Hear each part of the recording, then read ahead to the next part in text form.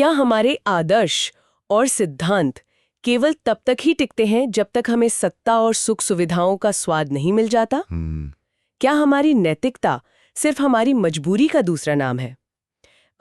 इस बेहद गहरी और थोड़ी चुभने वाली सोच के साथ मैं सिंप्लीफाइड समरी यूट्यूब चैनल के इस विशेष गहरे विश्लेषण में सभी दर्शकों का स्वागत करती हूँ। बिल्कुल, और ये एक बहुत और हाँ, इस चर्चा में आगे बढ़ने से पहले एक विनम्र निवेदन है कि सिंप्लीफाइड समरी चैनल को सब्सक्राइब करें, इस वीडियो को लाइक करें और अपने अनमोल विचार कमेंट बॉक्स में साझा करना ना भूलें। हाँ, क्योंकि आज की चर्चा सच में बहुत दिलचस्प होने वाली है। वही तो, आज हम मुंशी प्रेमचंद जी की प्रसिद्ध पुस्तक मानसरोवर की एक बेहद प्रासंगिक कहानी पर बात करने वाले हैं।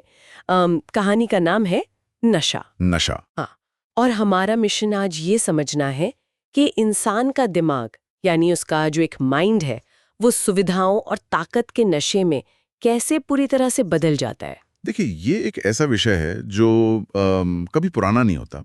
मतलब मुंशी प्रेमचंद ने ये कहानी दशकों पहले लिखी थी, लेकिन इसमें मानव मनोविज्ञान की जो परतें खुली गई हैं ना, वो आज के समाज पर भी पूरी तरह से लागू होती हैं। बिल्कुल लागू होती हैं। ये सिर्फ एक ग्रामीण और शहरी जीवन की कहानी नहीं है, बल्कि ये उस छलावे की कहानी है जिसे हम अक्सर अपने उसूलों का नाम दे देते हैं। सही कहा। ठीक है, आइए इसे गहराई से समझते हैं। हाँ, शुरुआत करते हैं। तो कहानी के बिल्कुल केंद्र में दो मुख्य किरदार हैं और दोनों एक दूसरे से एकदम उलट दुनिया से आते हैं। एकदम अलग बैकग्राउंड है दोनों का। बिल्कुल। एक तरफ है ईश्वरी। अब ये ईश्वरी कौन है? वो एक बहुत बड़े और अमीर जमींदार का बेटा है, जिसके पास ऐशो आराम की कोई कमी नहीं है। कोई कमी नहीं। और दूसरी तरफ है हमारा कथावाचक, यानी वो व्यक्ति जो हमें ये कहानी सुना रहा है। हाँ, जो नरेटर है। नरेटर। और वो एक बेहद गरीब क्लर्क है। उसके पास अपनी दिन रात की मेहनत मजदूरी के अलावा कोई संपत्ति नहीं है। कुछ नहीं है उसके पास। और दोनों साथ पढ़ते हैं, हॉस्टल में रहते हैं, लेकिन इन दोनों के बीच हमेशा एक वैचारिक युद्ध, एक बहस चलती रहती है। और ये जो वैचारिक टकराव है ना, ये बहुत ही स्वाभाविक है। मतलब जब समाज के दो बिल्कुल अलग अलग वर्गों के लोग एक ही कमरे में बैठते हैं तो टकराव तो होगा ही। हाँ, उनकी दुनिया को देखने की नजर में जमीन आसमान का फर्क होता है। शुरुआत में बताया गया है कि जो कथावाचक है वो हमेशा जमींदारी प्रथा की बहुत तीखी आलोचना करता था। बहुत तीखी। वो जमींदारों को हिंसक, पशु और खून चूसने वाली जोंक तक कह डालता था। बाप रे, जोंक? हाँ, वो उन्हें पेड़ों की छोटी पर फूलने वाला एक ऐसा बांझा कहता था जो दूसरों का खून चूसकर फलता फूलता है। मतलब ये शब्द सिर्फ आलोचना नहीं है। नहीं, बिल्कुल नहीं। इनमें एक गहरी कड़वाहट और आक्रोश भरा हुआ है। कथावाचक को लगता था कि वो शोषित वर्ग की आवाज है। लेकिन एक बात सोचिए, क्या हम सच में इस कथावाचक को पूरी तरह सही ठहरा सकते हैं? क्या मतलब? जब कोई जिंदगी भर अभाव में रहता है, तो अमीर वर्ग के प्रति ये गुस्सा क्या सिर्फ नैतिकता से आता है, या इसके पीछे कहीं ना कहीं वो ईर्ष्या भी छुपी होती है कि मेरे पास ये सब क्यों नहीं है? ये एक बहुत अच्छा पॉइंट है। क्योंकि यहाँ सबसे दिलचस्प बात यह है कि हाँ, ईश्वरी का रिएक्शन। बिल्कुल, ईश्वरी अपने पक्ष के कमजोर होने के बावजूद कभी गुस्सा नहीं होता था। कभी नहीं। कथावाचक इतने कड़वे शब्द बोलता था, उसे जोंक और हिंसक पशु कहता था, फिर भी ईश्वरी मुस्कुराते हुए अपनी दलील देता था। वो बस इतना कहता था कि सभी मनुष्य बराबर नहीं हो सकते और छोटे बड़े हमेशा रहेंगे। और इसमें ईश्वरी की जो ये मुस्कुराहट है ना,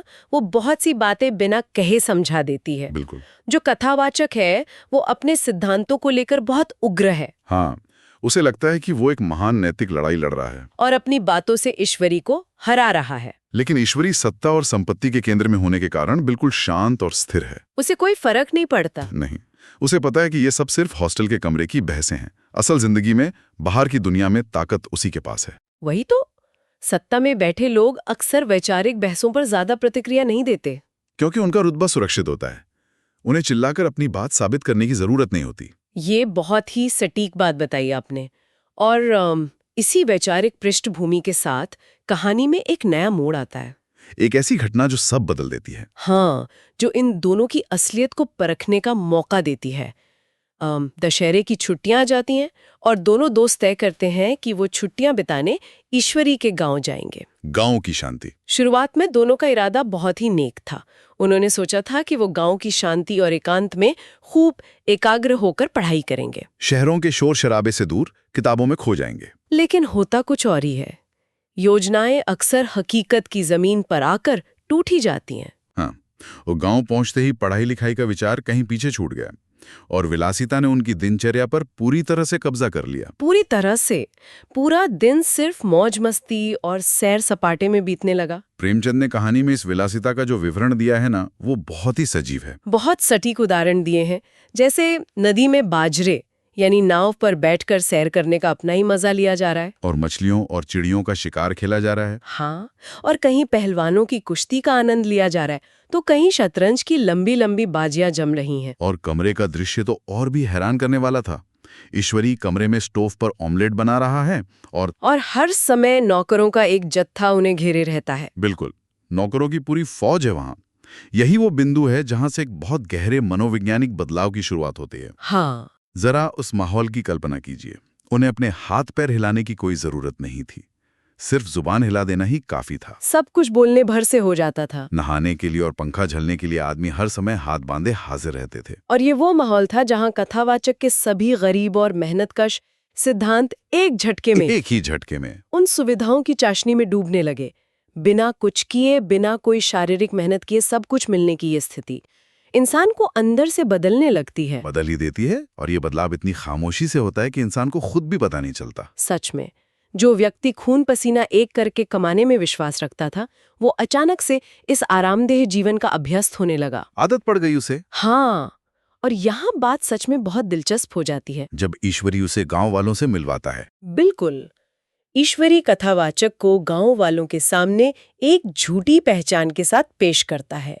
वो कहता है कि ये कोई साधारण इंसान नहीं, बल्कि महात्मा गांधी का कुंवर है, यानी राजकुमार।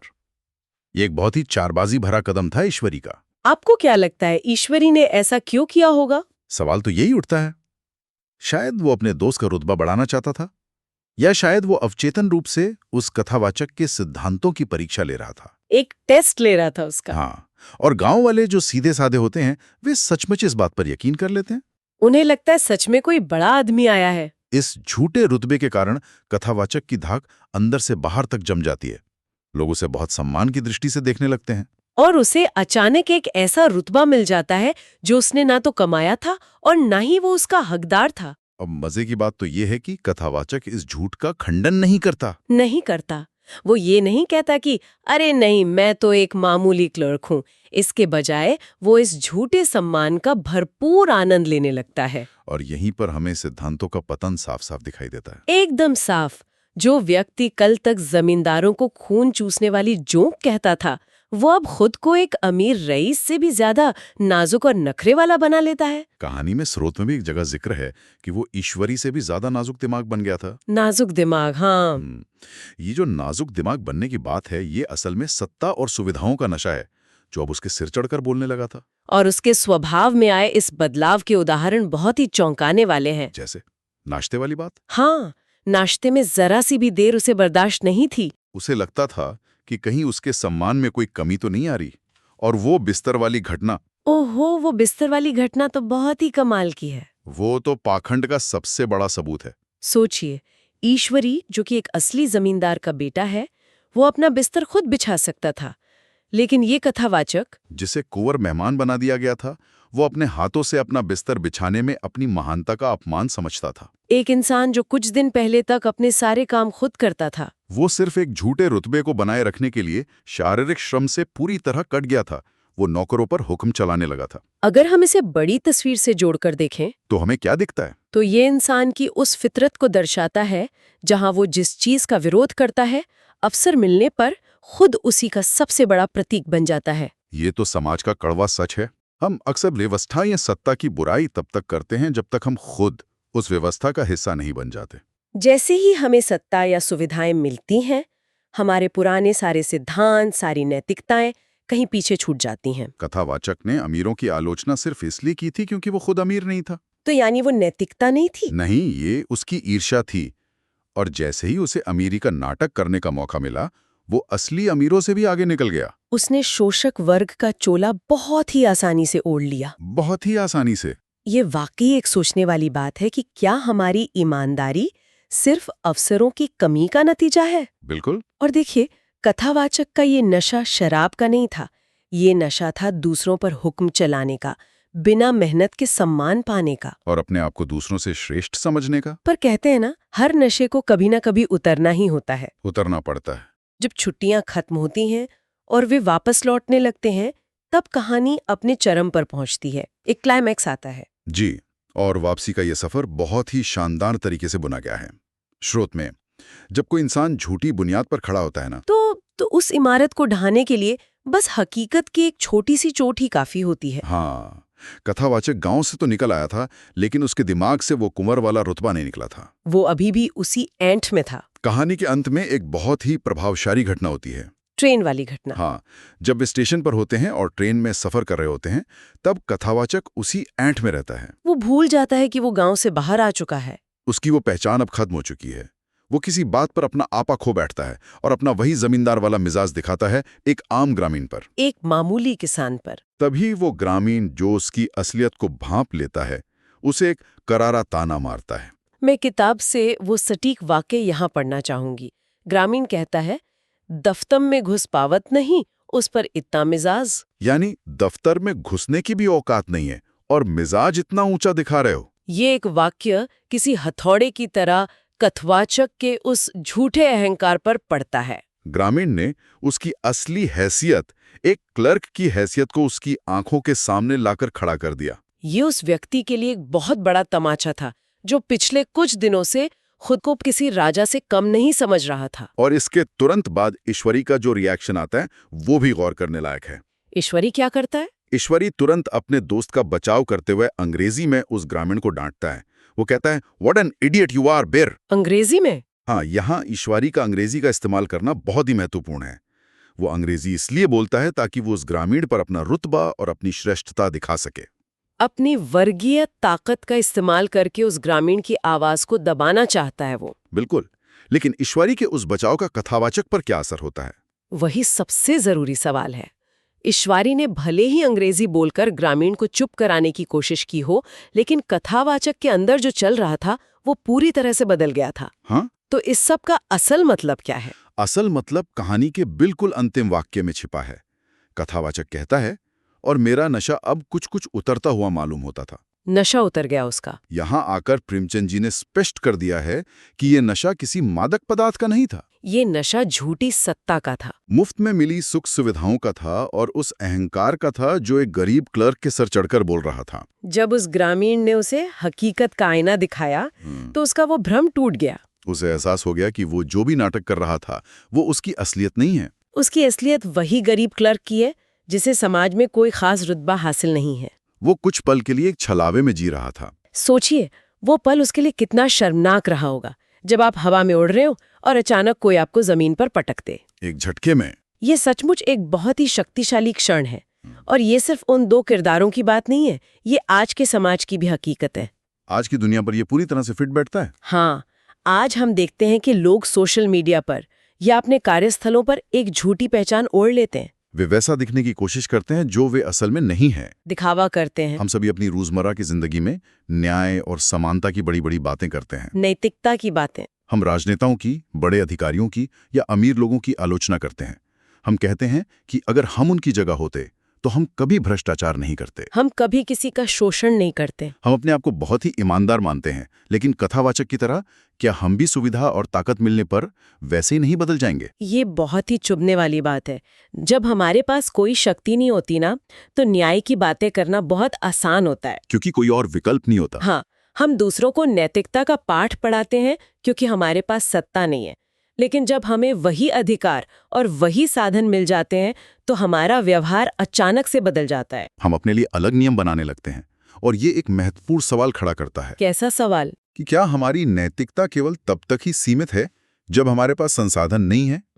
बहुत ही गहरा सवाल है ये। क्या हम सिर्फ इसलिए अच्छे बने हुए हैं क्योंकि हमारे पास बुरा बनने का अवसर या ताकत नहीं है? उफ, प्रेमचंद ने कथावाचक के माध्यम से समाज के हर उस इंसान पर कटाक्ष किया है जो अपनी मजबूरी को अपनी नैतिकता का नाम देता है। इस कहानी से ये स्पष्ट होता है कि किसी भी इंसान के असली चरित्र की परख तब नहीं होती जब वो अभाव में जी रहा होता है, बल्कि तब होती है जब उसके हाथ में ताकत आ जाती है। और यही इस कहानी की सबसे बड़ी सीख है। नशा सिर्फ एक कहानी नहीं है, बल्कि ये एक दर्पण है जिसे प्रेमचंद ने हमारे सामने रखा है। आईना है ये। इस विश्लेषण से हमने ये समझा कि सत्ता और सुविधा कैसे इंसान के भीतर छिपे हुए पाखंड को बाहर ले आती है। जो कल तक शोषण के खिलाफ आवाज उठाता था, वो खुद शोषक बनने में एक पल की भी देरी नहीं लगाता। इसीलिए ये जरूरी है कि हम अपने खुद के आदर्शों का लगातार आत्मनिरीक्षण करते रहें। सेल्फ रिफ्लेक्शन बहुत जरूरी है। हमें ये सोचना चाहिए कि हम जिन चीजों का विरोध कर रहे हैं, क्या हम सच में उनके खिलाफ हैं, या हम सिर्फ इस बात से नाराज हैं कि हमें उस व्यवस्था का फायदा क्यों नहीं मिल रहा। बिल्कुल सही कहा आपने। इस चर्चा का अंत हम एक ऐसे गहरे विचार के साथ करना चाहेंगे जो हम सभी को अपने गिरेबान में झांकने पर मजबूर कर दे। दर्शकों को सच में इस पर सोचना चाहिए। कल्पना कीजिए, अगर कल को हमें अचानक वो सब कुछ मिल जाए जिसकी हम आज तीखी आलोचना करते हैं, चाहे वो कोई बहुत बड़ा पद हो, बेहिसाब दौलत हो या असीमित ताकत हो, तो क्या होगा? तो क्या हमारा असली चरित्र वो होगा जो हम आज हैं, या वो चरित्र सामने आएगा जो ताकत मिलने के बाद उभरेगा? क्या सच में सत्ता इंसान को भ्रष्ट करती है, या सत्ता केवल उस इंसान के असली रूप को बाहर ले आती है जो हमेशा से उसके भीतर कहीं गहराई में छिपा था? ये एक ऐसा विचार है जिस पर सभी को बहुत ही ईमानदारी से विचार करना चाहिए। इसी विचार के साथ हम आज का ये गहरा विश्लेषण यहीं समाप्त करते हैं।